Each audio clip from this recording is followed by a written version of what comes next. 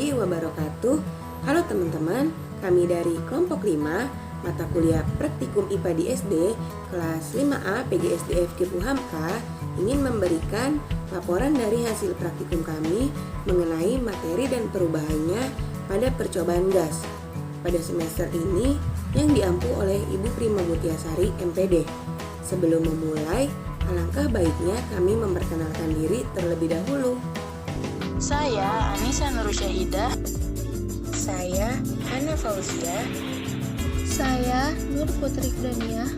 Saya Safinatun Najah Handayani. Baiklah, berikut laporan praktikum mengenai materi dan perubahannya. Sifat-sifat udara yang sudah dikenali diantaranya adalah udara menempati ruang, udara mempunyai berat, udara memiliki tekanan, dan udara mengalir dari tekanan tinggi ke tekanan rendah. Sifat-sifat udara tersebut dapat dibuktikan dengan percobaan yang sederhana, seperti mengisi balon dengan gas hidrogen sehingga balon bisa terbang untuk membuktikan bahwa udara mempunyai berat atau massa. Untuk membuktikannya bahwa udara memiliki tekanan dapat merujuk kepada kemampuan burung untuk terbang, karena udara yang mengalir di bawah sayapnya lebih lambat daripada di bagian atas, sehingga burung bisa terangkat ke udara. Praktikum yang pertama, udara menempati ruang. Tujuan dari praktikum ini adalah kami dapat membuktikan bahwa udara dapat menempati ruang. Pada praktikum kali ini, alat dan bahan yang digunakan adalah 2 buah gelas, sedotan, corong, bejana serbaguna, air, dan plastisin. Langkah-langkah yang dilakukan pada praktikum ini adalah: yang pertama, mengisi gelas dengan air kurang lebih 3/4 bagian, lalu menyambungkan ujung sedotan pada kaki corong dan menambahkan plastisin agar tidak ada udara yang masuk melalui celah lain. Lalu menutup ujung sedotan lain dengan ibu jari, kemudian memasukkan corong ke dalam gelas yang telah berisi air dengan posisi menghadap ke bawah. Selanjutnya, mengamati keadaan air di dalam corong. Berikutnya, melepaskan ibu jari dari ujung sedotan lainnya dan diamati keadaan air di dalam corong. Dan hasil yang didapatkan adalah pada saat ujung sedotan ditutup oleh jari, keadaan air tidak masuk ke dalam corong. Sedangkan saat ujung sedotan dibuka, keadaan air memasuki ruang yang terdapat di dalam corong. Pada praktikum ini dapat disimpulkan bahwa udara menempati ruang dan memiliki tekanan. Pada ujung selang ditutupi dengan ibu jari, air tidak masuk ke dalam corong. Sedangkan pada saat ujung sedotan tidak ditutupi dengan ibu jari, air masuk ke dalam corong. Praktikum yang kedua, udara mengembang bila dipanaskan dan menyusut bila didinginkan. Tujuannya yaitu dengan adanya praktikum ini kami dapat membuktikan bahwa udara mengembang bila dipanaskan dan menyusut bila didinginkan.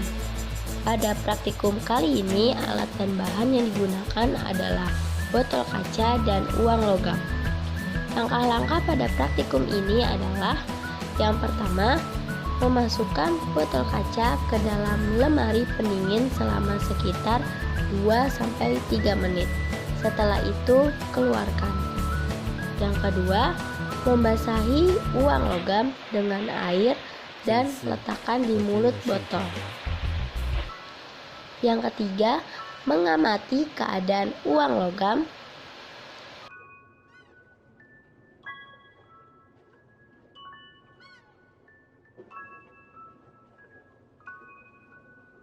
Selanjutnya, genggam botol kaca, lalu mengamati apa yang terjadi.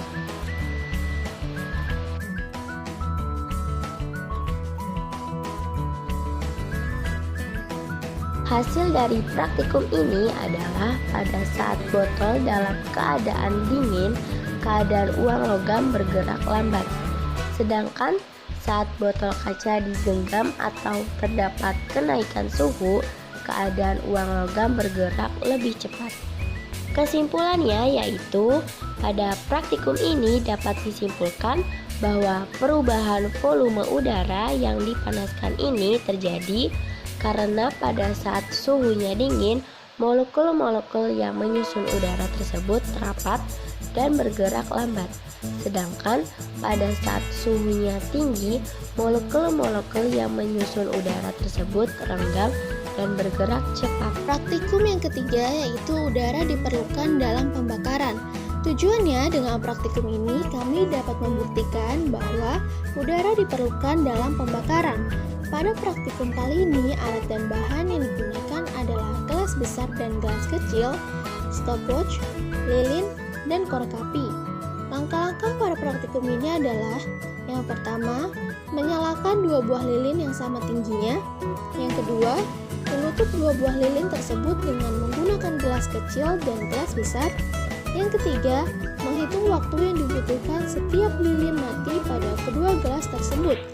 Hasil yang didapatkan dari praktikum ini adalah pada lilin di gelas kecil lebih cepat padam daripada lilin pada gelas besar. Kesimpulannya, pada percobaan ini dapat disimpulkan bahwa udara berpengaruh terhadap tempat perbakaran lilin. Pada gelas kecil, lilin padam lebih cepat dibandingkan pada gelas besar. Hal tersebut terjadi dikarenakan udara di dalam gelas besar lebih besar dibandingkan gelas kecil. Selanjutnya, praktikum yang keempat, yaitu perubahan wujud benda. Tujuan dengan praktikum ini agar kami dapat membuktikan bahwa wujud suatu benda dapat berubah apabila dipanaskan atau didinginkan. Pada praktikum kali ini, alat yang digunakan adalah kompor dan panci, dan bahan yang digunakan adalah air, es batu, dan lilin. Langkah-langkah pada praktikum ini adalah: yang pertama, memasukkan es batu ke dalam panci, lalu panaskan es batu dengan kompor, kemudian amati apa yang terjadi. Yang kedua, memasukkan lilin ke dalam panci, kemudian panaskan dengan kompor dan amati apa yang terjadi. Yang terakhir, memasukkan air ke dalam panci, kemudian panaskan dengan kompor dan amati yang terjadi. Hasil yang didapatkan dari praktikum ini adalah: yang pertama, es batu sebelum dipanaskan dalam keadaan beku dan berubah wujudnya menjadi cair setelah dipanaskan. Yang kedua, lilin sebelum dipanaskan dalam keadaan padat dan berubah wujudnya menjadi cair setelah dipanaskan.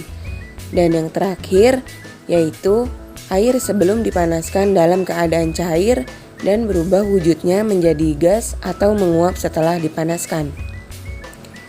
Kesimpulannya adalah, pada percobaan ini dapat disimpulkan bahwa faktor yang menentukan suatu materi berwujud gas, padat atau cair pada suhu tertentu, dan tekanan atmosfer, yaitu besarnya energi ikatan antara partikel dalam zat, massa atom atau massa molekul dari partikel dalam bentuk geometri dari partikel.